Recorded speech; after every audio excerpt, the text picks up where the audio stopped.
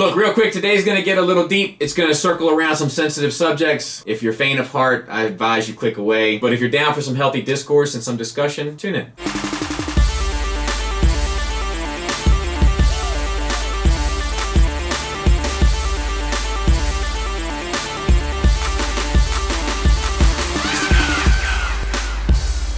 What's up, everybody? Welcome back to another edition of Sit Down Saturday. Today we're going to be talking about the Fembot Fiasco. It's been something that a lot of people have been writing in about. Look, I could do a lot of simpler kind of videos, but for the most part, I like to keep Sit Down Saturday a little bit more thought-provoking. Is my mission with it, right? Something to get the wheels turning, something to get us talking. First and foremost, I want to make sure that you guys are staying safe, following the protocols that are put in place, doing what you're supposed to do so we can pull through this, right? That being said, I plan to continue business here as usual.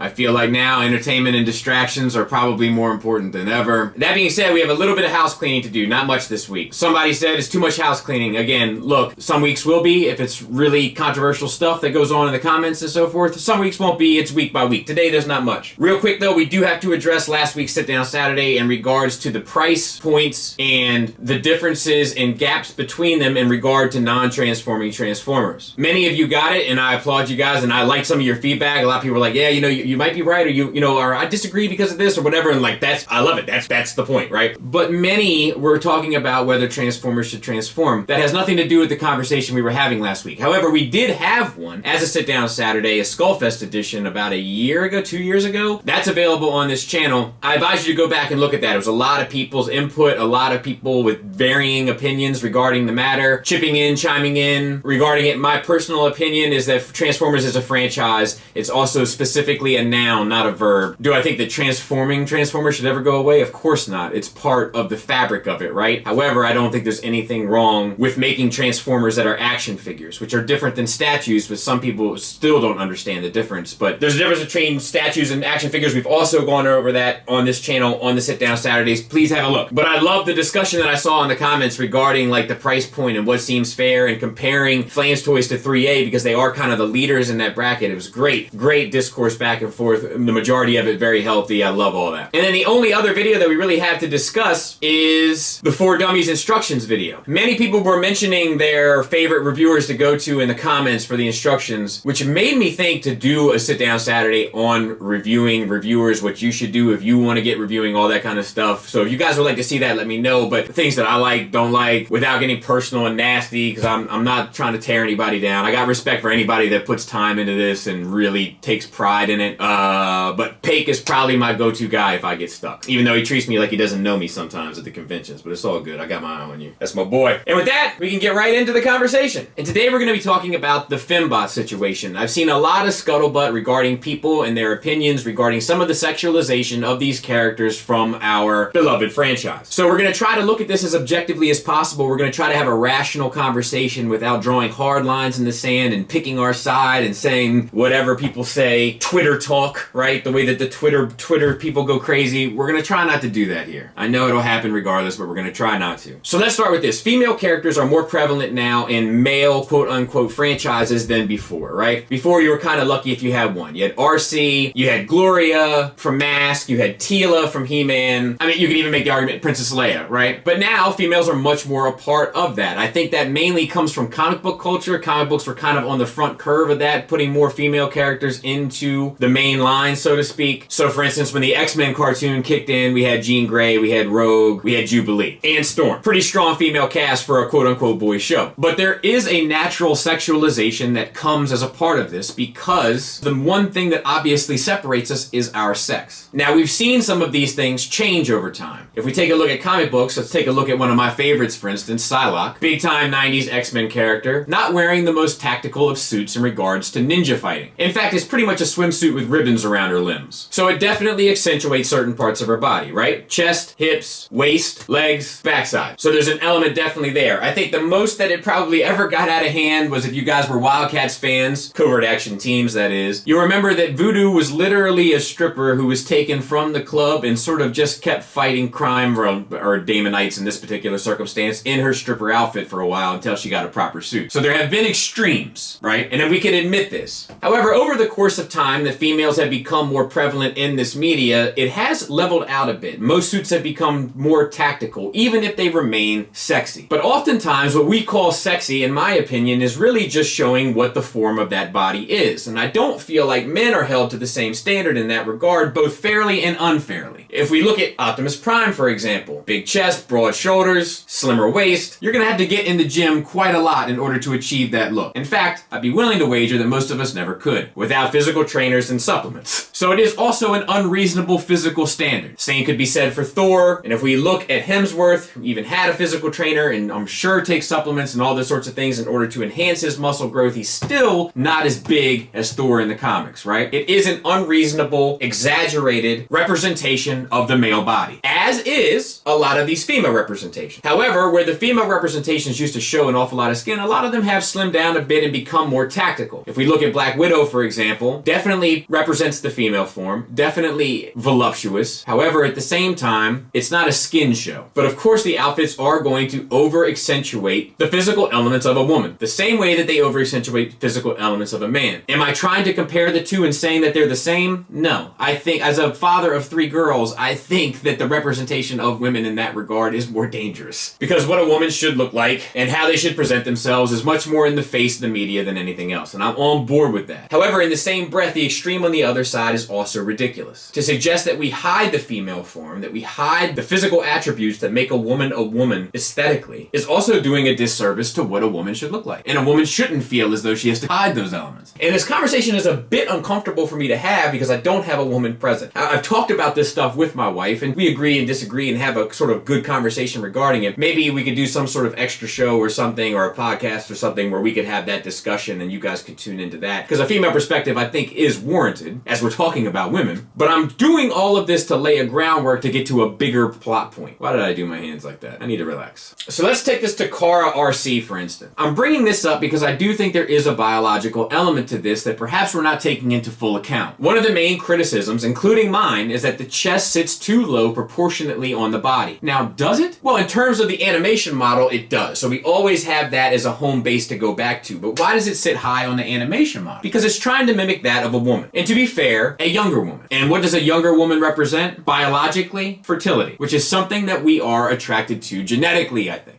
So when we see the Takara RC, it doesn't look right because we're seeing it through that lens, right or wrong. But the good thing is we always have the animation model to go back to as a template to compare the two. Now let's look at this third-party RC that's super stylized and over-sexualized. I will be the first to admit it. In fact, I think I did in a video that we did not too long ago discussing her. In the same breath, though, I'll make those same comparisons that we do the same thing with the Kotobukiya Bashojo line. We've done it in many pop culture things in general. This isn't the first time it's ever happened. The question needs to be asked, is that a problem? And at the end of the day, I'm not sure that it is. I'm going to circle back to that. But it's definitely sexualized. It definitely emphasizes the elements of her sexuality in regards to male or female. Obviously, it's a robot, so theoretically there is no sexuality, right? But it does overemphasize the physical attributes, purposefully. The question is whether or not that's a problem. So let's take into account this Flames Toys Windblade. A lot of people were saying the same things about that. And that one, I personally think, does not fall into that same category. It's shaped like a woman. It looks like a woman, but it's supposed to. And there's nothing wrong with something looking like a woman or something looking like a man. It's like blaming an orange for being an orange, in my opinion. And when I see people complaining about the sexuality regarding that figure, simultaneously I'm also saying, why aren't you same folks celebrating that they are making this female character that, if you've read the comics, is very much self-reliant, very capable, smart, and equipped with knowledge, skills, and abilities to perform most of the tasks that she needs to do. And this is a physical representation of it that's done, looks like, beautifully. So why aren't we keeping that same energy? Now, I'll stay consistent in regards to the energy and also say, if you've ever dived into the deviant art realm, oftentimes Starscream is sexualized. But I don't feel like I hear the same criticisms regarding that. So we're not keeping the same energy. We're not being consistent. And let me be clear, any sort of artist representation of something, I don't have any issue with. I have my preferences, but I don't take any sort of moral issue with the representation of Starscream here over the representation of this third-party RC. I do think there comes a point where we need to say, this is something that doesn't work for me. This is something that that doesn't do it for me. And that's okay. Just because it doesn't do it for me doesn't mean that it's an attack on me and everyone that feels the same way as me. Maybe, just maybe, it's not personal. Maybe, just maybe, it's someone creating something that you just don't care for. I don't know if anyone's ever gone to like an art gallery and seen a piece of art and thought, this is an attack on me and my way of life. I feel like most of us just say, like that, I don't like that, that speaks to me, that doesn't speak to me. And I think that we can apply the same thing here. Now, this might sound as though I'm attacking the social justice warrior population, and maybe I am. But if you know me, or if you've listened to me in any way over the past 5 or 6 years, my thing is just staying level-headed regarding all of it. I don't like the energy of anybody feeling like the world's just out to get them. Whether it be the social justice warriors or the people that are always attacking the social justice warriors, they both feel like the world is just against them and they are the big victims. If you know me, you know that's how I feel. I'm just not attracted to that. You don't like something, change it. That's my vibe. But let's divert a bit and talk about Catwoman. The reason why I bring up Catwoman is because sexuality is a huge part of her character. It's something that gives her strength, and it's something specific to her. There is power in a woman's sexuality. There's strength there that can be celebrated. Have you ever seen a man try to be sexy? It looks ridiculous. It's absurd. Men don't have that power in the same way, but women do. And Catwoman has been able to maneuver through 60, 70 years of media, rarely ever being the victim and using her sexuality as power. Now, do I want all women to be that way? Of course not. However, for her, it is a beautiful attribute to her character, and it is something that gives her strength, and it is something that sets her on a higher plateau above a lot of other female characters. I have this poster up here, Women of the DC Universe. She's the only one dressed in black. That's not accidental. She's standing there amongst gods, but there's something more confident about her than all of them, because she very much knows who she is, what she does, and how to get a job done without violating or sacrificing any of her inner moral standard. And I don't understand why that isn't celebrated in the same breath that the female form is often condemned by people that think that they're fighting for women in a 3D model. Just some food for thought. I say all of that to say this. In the specific time that we are in right now, with all of the current goings-ons, you know what I don't hear a whole lot about? How over-sexualized Flames Toys is at the moment. I feel like I heard a lot about it 2-3 weeks ago. I don't hear anything about it now. So my overall argument for that is maybe our life is too good if we have to be so upset about some of these things. If some of these things upset us to such a point where we're ready to condemn everybody that would have anything to do with this because they have violated or hurt our feelings, perhaps we are in too good a space. We're going through a rough patch right now. And I've been having a conversation recently that I think at my heart I'm truly an optimist, in spite of what people call me. So maybe a silver lining to all this is we'll come out on the other side, seeing just how fortunate we are, and that perhaps we shouldn't get our cages so rattled by something so mundane, and just pick and choose our likes and dislikes based on our preferences. For instance, I think this RC is beautifully sculpted. I think it looks great. I don't have any interest in it, so I'm not buying it. I think the Windblade looks superb, and if it was a figure and not a model kit, I'd probably buy it. I'm not really into model kits, so I probably won't. But back to the RC, which is the more poignant example in this, I'm not buying it because I don't ultimately like the way it looks, while simultaneously being able to appreciate the way it looks. I'm making my own personal choice, speaking with my wallet, and moving on with my day, not thinking that the entire world is out to get me. Because when something really is perhaps out to get you, it clarifies priorities awfully quickly in terms of what really is out there with the intention of hurting who you are. Thanks for listening, thanks for watching, until next time, take care.